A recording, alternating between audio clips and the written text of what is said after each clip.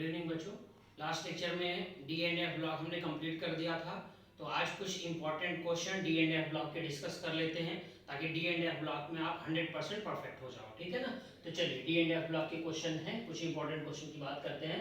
Right, तो इस type के क्वेश्चन आने की प्रोबेबिलिटी रहती है। फर्स्ट क्वेश्चन है, in which of the following pairs are both the ions coloured in aqua solution. Means आपसे पूछा जा रहा है इनमें से किस में कलर्ड आयंस हैं, दोनों कलर्ड आयंस है एक्वा सॉल्यूशन में। ठीक है, तो चलिए चेक करते हैं। Na2+ copper +1। ठीक है, दोनों को कलर्ड होना चाहिए बिकॉज यहाँ पे बोला है कि दोनों पेयर्स कैसे होने चाहिए, कलर्ड होने चाहिए। यहाँ पर देखिए कॉपर प्लस है, कॉपर प्लस का मतलब आप जब कॉपर प्लस का कन्फिगरेशन लिखोगे तो क्या होगा 3D10, राइट, 4s0। यहाँ का एक इलेक्ट्रॉन रिमूव कर दिया तो D में कितने इलेक्ट्रॉन है, 10 है। 10 है, इसका मतलब ये अनपेड इलेक्ट्रॉन इसके पास नहीं है, मतलब ये कलर्ड नहीं होगा, ये कलरलेस होगा, तो ये नहीं होगा।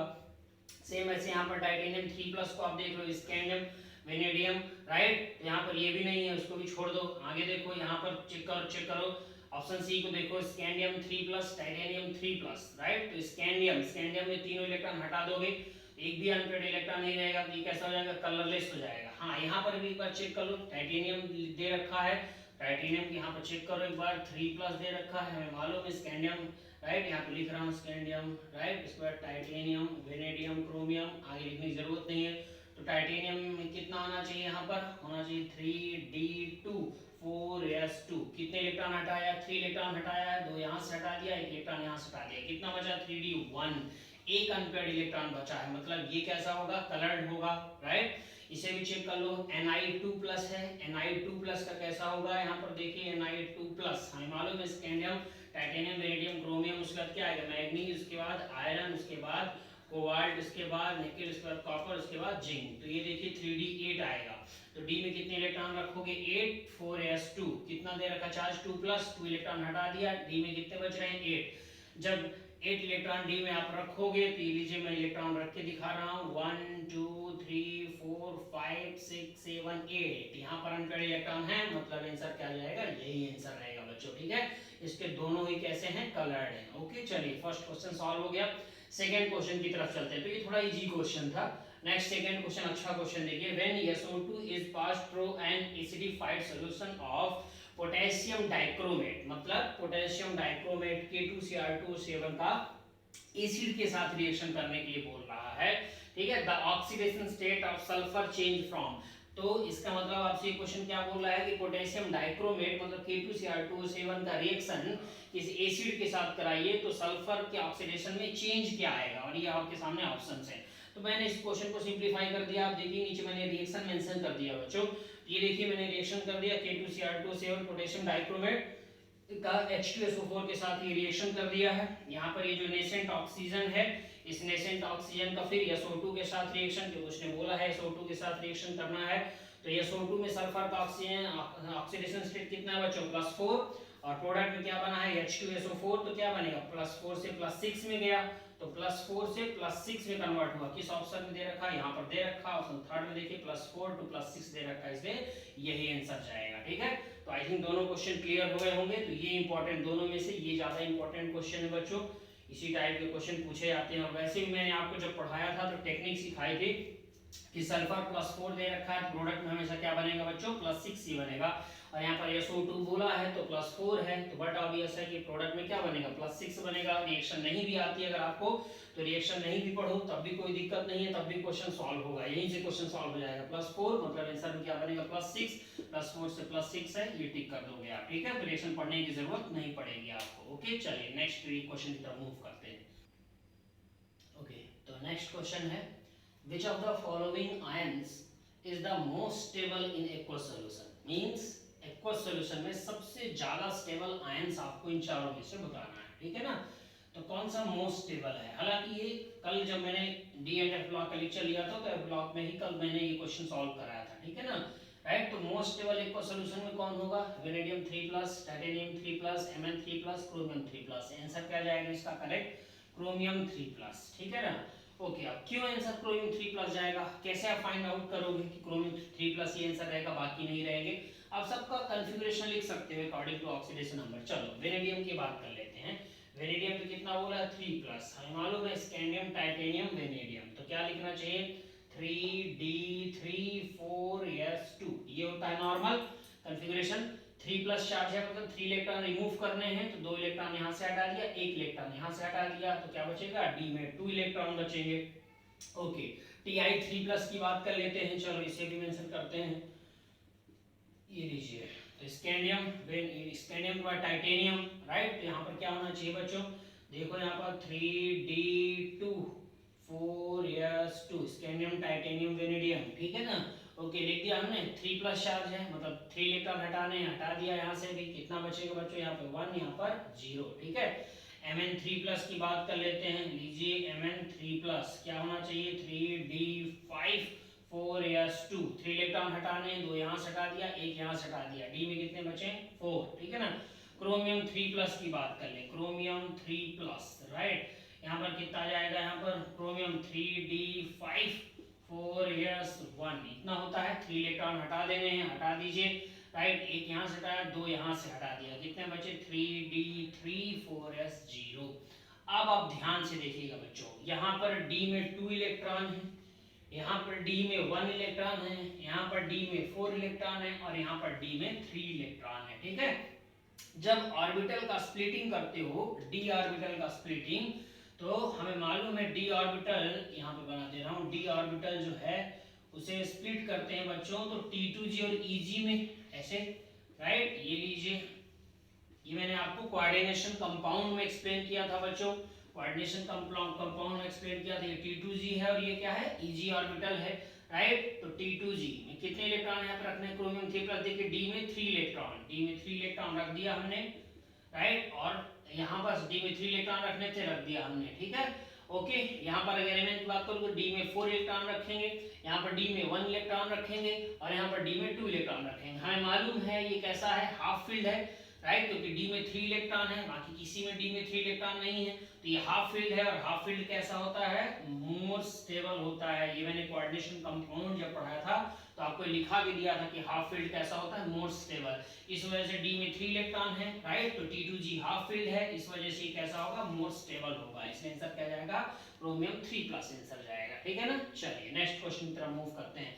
नेक्स्ट क्वेश्चन क्या कह रहा है, the main reason for larger number of oxidation state exhibited by actinides than lanthanides, ठीक है, मतलब ये क्या कह रहा है कि ज्यादा ऑक्सीडेशन स्टेट एक्टिनाइड में पाए जाते हैं एज कंपेयर टू लैंथेनाइड, ऐसा क्यों होता है। और कल के ही लेक्चर में मैंने आप सबको बताया था बच्चों कि एक्टिनाइड के ऑक्सीडेशन स्टेट ज्यादा पाए जाते हैं एज कंपेयर टू लैंथेनाइड, कौन कौन सा कल बताया था, राइट, एक बार याद दिला देता हूं आपको, मैंने लैंथेनाइड का ऑक्सीडेशन कल बताया था बच्चों कि ये +2 +3 और +4 पाया जाता है, ठीक है ना। लेकिन एक्टिनाइड का क्या बताया था मैंने, एक्टिनाइड का +2 +3 +4 +5 ये सब पाया जाता है। तो देख लीजिए आप, एक्टिनाइड्स के ज्यादा ऑक्सीडेशन स्टेट पाए जा रहे हैं एज कंपेयर टू लैंथेनाइड, ऐसा क्यों होता है, उसका रीजन पूछ रहा है और आपके सामने ऑप्शन रखे हैं, ठीक है।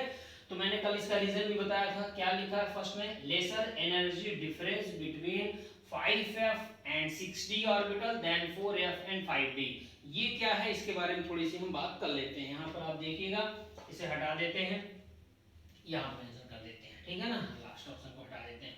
हमें मालूम है जब लैंथेनाइड का कॉन्फ़िगरेशन लिखते हैं तो बच्चों क्या लिखते हैं, हमें यहाँ पे मालूम है 4f, ठीक है, 1 to 14, 5d 0 to 1 and 6s2 4 5 6, ठीक है ना। जब एक्टिनाइड का कॉन्फ़िगरेशन लिखते हैं बच्चों तो एक्टिनाइड का कॉन्फ़िगरेशन क्या होता है 5 6 7, तो यहाँ पर 5 में क्या आ जाएगा f 1 to 14, right, 6d 0 to 1 और 7s2, ये होगा कॉन्फ़िगरेशन। यहाँ 4 5 6 होता है और यहाँ पर 5 6 7 होता है बच्चों, ठीक है ना। तो इन्हीं में कंपेयर करवाया, जरा देखिए आप 5f एंड 6d की बात किया, 5f एंड 6d कहाँ है, एक्टिनाइड, ये देखिए एक्टिनाइड में 5f और 6d है, ठीक है। और 4f एंड 5d कहाँ है, यहाँ पर है 4f एंड 5d। तो कह रहा है lesser energy difference between 5f and 6d, yes, but obviously ये सही है, 5f और 6d के बीच क्या होता है, एनर्जी डिफरेंस कम होता है बच्चों as compare to 4f and 5d, तो यही आंसर करेक्ट है, फर्स्ट आंसर ही करेक्ट है, ठीक है ना। तो ये भयंकर इंपॉर्टेंट है, बहुत ज़्यादा इंपॉर्टेंट है ये क्वेश्चन बच्चों, ठीक है ना, बहुत ज़्यादा आने के इसके चांसेस हैं, इसलिए इस क्वेश्चन को आप मिस बिल्कुल मत करना, ठीक है। चलिए नेक्स्ट क्वेश्चन की तरफ मूव करते हैं। ओके, नेक्स्ट क्वेश्चन है the correct order of decreasing second ionisation energy of titanium, vanadium, chromium, manganese, ठीक है। मतलब इन चारों का सेकेंड आयनाइजेशन एनर्जी, फर्स्ट नहीं पूछा आपसे, सेकेंड पूछा है, ठीक है। ऑर्डर आपको बताना है सेकेंड आयनाइजेशन एनर्जी का। सेकेंड आयनाइजेशन एनर्जी का मतलब क्या है कि सबसे एक इलेक्ट्रॉन हटा दीजिए पहले आप, ठीक है। इन चारों से एक इलेक्ट्रॉन हटा दीजिए सबसे पहले। चलिए हटाते हैं। हमें मालूम है यहाँ पर अगर हम इसे ऐसे लिख देते हैं, चलिए देखिएगा ध्यान से। हाँ, हमें मालूम है टाइटेनियम का अगर लिखेंगे तो क्या होगा बच्चों, 3D, right, scandium titanium, right, 2 4s2, ठीक है ना। ओके, टाइटेनियम के बाद क्या दे रखा है, वेनेडियम दे रखा है, वो भी लिख दीजिए 3D3 4s2। और क्या क्या दे रखा है, क्रोमियम दे रखा है, क्रोमियम का भी जल्दी से लिख देते हैं 3D5 4s1, राइट। उसके बाद Mn का दे रखा है बच्चों तो 3D5 4s2, ये दे रखा है। अब उसने क्वेश्चन में क्या मेंशन किया है, सेकेंड आयनाइजेशन एनर्जी का ऑर्डर बताना है, मतलब सबसे एक इलेक्ट्रॉन हटा देना। ये आपको तरीका सिखा रहा हूँ जिससे आप क्वेश्चन सॉल्व कर सको, ठीक है ना, राइट। तो सबसे एक इलेक्ट्रॉन हटा दीजिए, यहाँ से एक इलेक्ट्रॉन हटाओगे तो क्या हो जाएगा बच्चों, यहाँ पर 4s1 आ जाएगा, राइट। तो ये इसे आप एज इट इज ऐसे रहने दीजिए, देखिएगा जरा ध्यान से, इससे कोई मतलब नहीं है ना। अब देखिएगा ध्यान से, एक एक इलेक्ट्रॉन हटा रहे हैं, हटाया हमने एक इलेक्ट्रॉन, हटा दिया। यहाँ से भी एक इलेक्ट्रॉन रिमूव करना है, लीजिए कर दिया। यहाँ से भी एक इलेक्ट्रॉन रिमूव करना है, 0 हो गया ये। यहाँ से भी एक इलेक्ट्रॉन रिमूव करना, ये बन गया। तो ये हो गया सेकेंड आयनाइजेशन एनर्जी। अब आप इससे जब इलेक्ट्रॉन हटाना चाहोगे, सेकेंड बोला इस वजह से एक इलेक्ट्रॉन हटा दिया, सेकेंड में 2 इलेक्ट्रॉन मत हटा दीजिएगा, ठीक है ना। एक इलेक्ट्रॉन हटा दिया। अब चेक करिए आप, यहाँ पे s में 1 है, यहाँ पर भी s में 1 है, यहाँ पर s में क्या है 0, और यहाँ पर s में क्या है 1। यहाँ पर s में 0 है, मतलब इसमें कोई इलेक्ट्रॉन नहीं है, तो डायरेक्ट इलेक्ट्रॉन कहाँ मिल रहा है आपको, d में 5 इलेक्ट्रॉन मिल रहे हैं। d में 5 इलेक्ट्रॉन मतलब कुछ ऐसा, ये लीजिए 1 2 3 4 5, d में 5 इलेक्ट्रॉन। बोलिए ये हाफ फील्ड है कि नहीं, राइट, क्योंकि d में कैसे है, हाफ फील्ड है, 5 इलेक्ट्रॉन है तो हाफ फील्ड है, तो ये कैसा होगा, मोर स्टेबल होगा, क्योंकि हाफ फील्ड हमेशा मोर स्टेबल होता है। और जो सबसे ज्यादा स्टेबल होता है, मोर स्टेबल है, उसका आयनाइजेशन एनर्जी क्या होता है, हाई होता है हमेशा बच्चों। तो हाई आयनाइजेशन एनर्जी, बिकॉज ये कैसा है, मोर स्टेबल है। तो सबसे ज्यादा आयनाइजेशन एनर्जी किसकी होगी, क्रोमियम की, क्योंकि डी में कितने इलेक्ट्रॉन है, 5 हैं, यस में एक भी इलेक्ट्रॉन नहीं है, ठीक है ना। तो सबसे ज्यादा क्रोमियम की होगी, उसके बाद Mn की होगी, क्योंकि वहां भी डी में 5 है, राइट। लेकिन यहाँ s में 1 इलेक्ट्रॉन है, इसलिए इससे एक इलेक्ट्रॉन हटाना थोड़ा आसान है। यहाँ से बिल्कुल इलेक्ट्रॉन नहीं हटेगा, क्योंकि डायरेक्ट डी में 5 इलेक्ट्रॉन है, हाफ फील्ड है बच्चों, ठीक है ना। इसलिए सबसे ज्यादा क्रोमियम का, उसके बाद Mn का होगा। क्रोमियम उसके बाद Mn कहाँ दे रखा है, यहाँ दे रखा है, इसलिए करेक्ट आंसर क्या होगा, बी होगा। आगे चेक करने की जरूरत ही नहीं है आपको, ठीक है ना। ओके, चलिए नेक्स्ट क्वेश्चन पर मूव करते हैं। Which one of the following compounds is colored, ठीक है। आपके सामने ये ऑप्शन है, पूछा है इनमें से कौन सा कलर्ड है। यहाँ पर ऑक्सीडेशन नंबर क्या है बच्चों, टाइटेनियम का ऑक्सीडेशन नंबर कितना आ रहा है, 3+ आ रहा है, 3 क्लोरीन रिमूव करोगे तो। यहाँ Fe का भी कितना आ रहा है, 3 आ रहा है। यहाँ कोबाल्ट का कितना आ रहा है, 2+ आ रहा है। जरा चेक कर लीजिए अब, टाइटेनियम 3+ का मतलब क्या हुआ, 3 इलेक्ट्रॉन हटा देने हैं, 3 इलेक्ट्रॉन हटाओगे तो 3D नॉर्मली कैसा होता है, स्कैंडियम टाइटेनियम 2 4s2 ऐसे होता है। 3 इलेक्ट्रॉन हटाने हैं तो यहाँ से हटा दो एक इलेक्ट्रॉन, कितना बचेगा, डी में 1 इलेक्ट्रॉन बचेगा, तो ये कलर्ड होगा, यस कलर्ड होगा।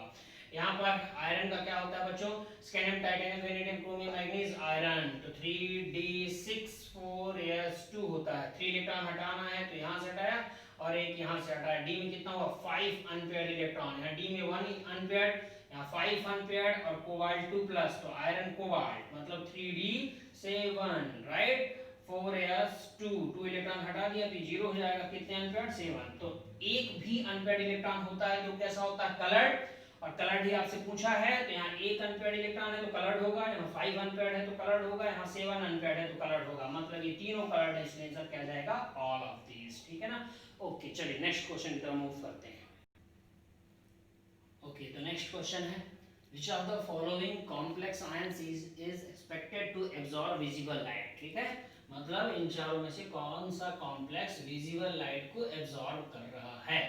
हालांकि ये क्वेश्चन कोऑर्डिनेशन कंपाउंड जब मैंने पढ़ाया था बच्चों, तब ये क्वेश्चन कराया था, ठीक है ना, अगर किसी बच्चे को याद है तो, क्योंकि बहुत पुरानी बात है।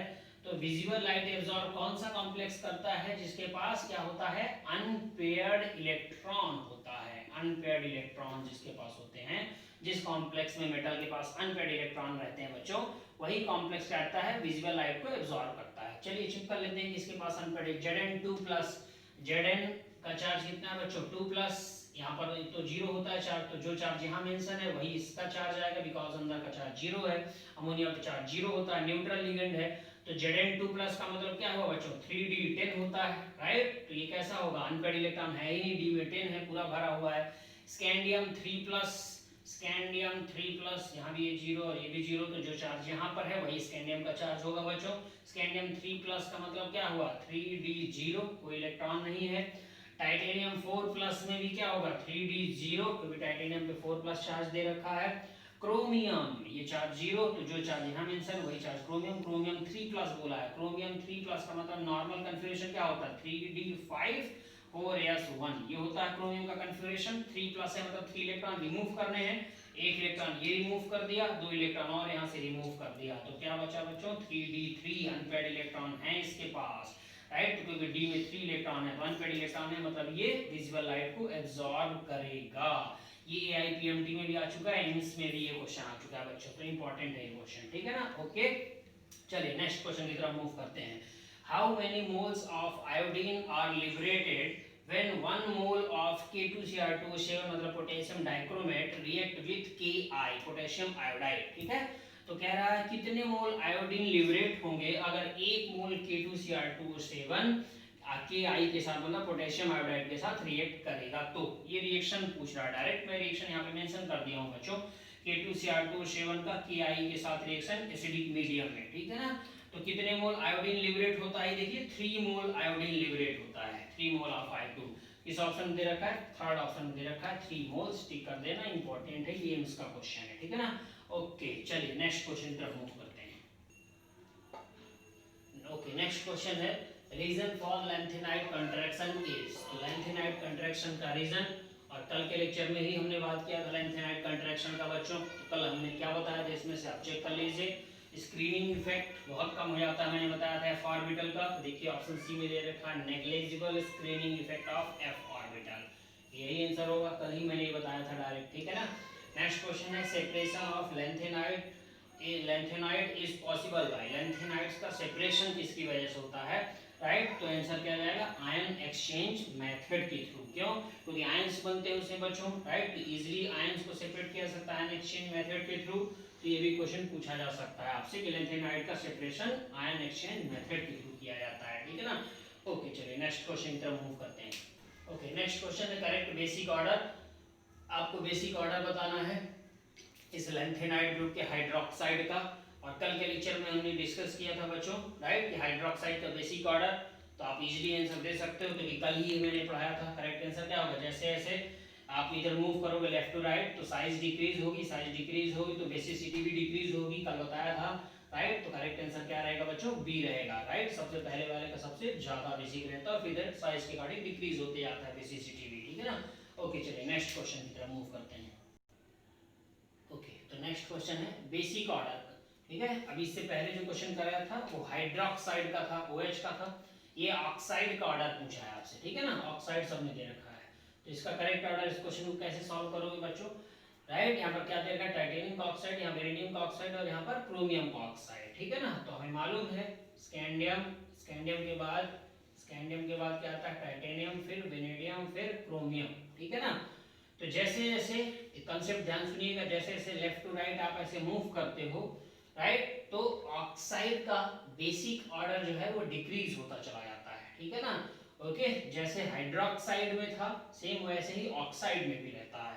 तो हाइड्रोक्साइड में भी जैसे इधर मूव करोगे बच्चों तो क्या होगा, डिक्रीज होता जाएगा, वैसे ही सेम इसमें ऑक्साइड में भी रहेगा। तो सबसे ज्यादा किसका रहेगा, टाइटेनियम का, तो स्कैंडियम तो कहीं दे ही नहीं रखा, टाइटेनियम उसका वेनेडियम उसके बाद क्रोमियम, तो टाइटेनियम वेनेडियम उसके बाद क्रोमियम, तो करेक्ट आंसर क्या रहेगा फर्स्ट। मतलब क्वेश्चन यहाँ से आपको सीखने को क्या मिला कि क्वेश्चन चाहे ऑक्साइड का हो चाहे हाइड्रोक्साइड का हो, राइट, तरीका सेम ही रहता है। ओके चलिए नेक्स्ट क्वेश्चन है which of the following is expected to be acidic, acidic आपको बताना है कि इन चारों में से कौन सा एसिडिक होता है, ठीक है ना। तो ध्यान से देख लीजिए, फर्स्ट में दे रखा Cr2O दे रखा है बच्चों, सेकेंड में है CrO2, थर्ड में दे रखा Cr2O3 एंड फोर्थ में दे रखा CrO3, राइट। तो अब यहाँ पर ऐसे क्वेश्चन को कैसे सॉल्व करोगे, इसे बिल्कुल भी आपको रटने की जरूरत नहीं बच्चों, बहुत आसान होता है, देखिएगा ध्यान से, ठीक है। मैं यहाँ पे आपको एक कंसेप्ट बता रहा हूँ, डी ब्लॉक, ठीक है। डी ब्लॉक के लिए कंसेप्ट है +5 +6 और +7, अगर ऑक्सीडेशन स्टेट है तो वो हमेशा कैसा होगा बच्चों, एसिडिक ही होगा, ठीक है। ये कंसेप्ट आपको लिखा हुआ जनरली नहीं मिलता है, लेकिन आपको क्वेश्चन सॉल्व करने में बहुत हेल्प करेगा ये कंसेप्ट, ठीक है ना। कोई भी आपको एलिमेंट दे दिया जाए, अगर ऑक्सीडेशन नंबर उसका 5, 6 या 7 में से कुछ है तो वो एसिडिक ही होगा। जरा इस कंसेप्ट को अप्लाई करिए, देखिए क्वेश्चन सॉल्व हो जाएगा, ठीक है। क्या यहाँ क्रोमियम का ऑक्सीडेशन स्टेट 5, 6 या 7 में से कुछ है, नहीं है। यहाँ पर कितना आ रहा है बच्चों, 4 आ रहा है क्रोमियम का ऑक्सीडेशन स्टेट, हमें 5, 6, 7 में से कुछ चाहिए था। यहाँ पर कितना आ रहा है बच्चों, 3 आ रहा है। यहाँ पर कितना आ रहा है, यहाँ पर आ रहा है 6 आ रहा है क्रोमियम का ऑक्सीडेशन नंबर, ठीक है, 6 है। इसका मतलब ये कैसा होगा, एसिडिक होगा, सॉल्व हो गया, ठीक है। तो इस कंसेप्ट को याद रखिएगा, बहुत इंपॉर्टेंट ये कंसेप्ट है, आपको बहुत सारे क्वेश्चन रटने से बच जाओगे, ठीक है ना, और ये इंपॉर्टेंट क्वेश्चन है बच्चों, ठीक है ना। ओके, चलिए नेक्स्ट क्वेश्चन की तरफ मूव करते हैं। ओके, तो नेक्स्ट क्वेश्चन है, the colour of KMnO4 is due to, KMnO4 के कलर के बारे में पूछा कि ऐसा कलर KMnO4 का क्यों होता है बच्चों, उसका रीजन पूछा है। फर्स्ट ऑप्शन में sigma to sigma star transition, right, sigma to sigma antibody transition. Next metal to ligand charge transfer, next option है DD ट्रांजिशन, और लास्ट ऑप्शन है ligand to metal charge transfer, ठीक है। मैंने आपको बताया था बच्चों KMnO4 का पूछा है, तो ऐसे आपको स्ट्रक्चर भी मैंने बताया था, ये देखिए आप, राइट, ऑक्सीजन और ये यहाँ हो पे माइनस, ठीक है ना। जल्दबाजी बच्चे DD ट्रांजिशन टिक कर देते हैं, जबकि मैंने बताया था यहाँ Mn का ऑक्सीडेशन नंबर कितना आ रहा है बच्चों, 7 आ रहा है। Mn का 7 है, इसका मतलब D में इलेक्ट्रॉन ही नहीं है कोई, 3D0 होगा, तो DD ट्रांजिशन नहीं होगा, ठीक है ना, राइट। चार्ज ट्रांसफर होगा, आपको पढ़ाया था लास्ट लेक्चर में मैंने चार्ज ट्रांसफर के बारे में। तो चार्ज ट्रांसफर की वजह से KMnO4 कलर होता है, KMnO4 हो या K2Cr2O7। चार्ज ट्रांसफर किधर, दो ऑप्शन दे रखे हैं, एक मेटल टू लिगेंड है, एक लिगेंड टू मेटल है, राइट। तो मेटल के पास तो इलेक्ट्रॉन ही नहीं है, तो वो ट्रांसफर तो कर ही नहीं सकता। ऑक्सीजन है, ऑक्सीजन क्या होता है बच्चों, लिगेंड कहलाता है, ठीक है ना, ऑक्सीजन लिगेंड होता है अकॉर्डिंग टू कोऑर्डिनेशन कंपाउंड। तो ऑक्सीजन अपना चार्ज ट्रांसफर करता है मेटल को, Mn मेटल को, मैग्नीज मेटल को, ठीक है ना। तो लिगेंड ट्रांसफर करेगा मेटल को, मतलब ligand to metal charge transfer is the right answer. Important question है, बहुत बार पूछा गया है बच्चों, ठीक है ना। ओके, चलिए यहाँ से आप D एंड F ब्लॉक में अच्छे से परफेक्ट हो गए बच्चों, ठीक है ना। अच्छे से पढ़ाई करिए, और आज SC सुप्रीम कोर्ट का आ गया है पूरा, आपको मालूम ही है कि एग्जाम होगा, एग्जाम पोस्टपोन नहीं होगा बच्चों। और अभी कुछ दिन पहले मैंने लेक्चर स्टार्ट करने से पहले मैंने बोल भी दिया था कि मे भी इस बार ज़्यादा चांसेस हैं कि इस बार एग्जाम होगा, और वही मेरी बात सही हुई बच्चों। तो एग्जाम पोस्टपोन नहीं होगा, इसलिए आप अच्छे से पढ़ते रहिए। नेक्स्ट लेक्चर में हम नया टॉपिक स्टार्ट करेंगे, ठीक है ना। ओके बच्चों, थैंक यू।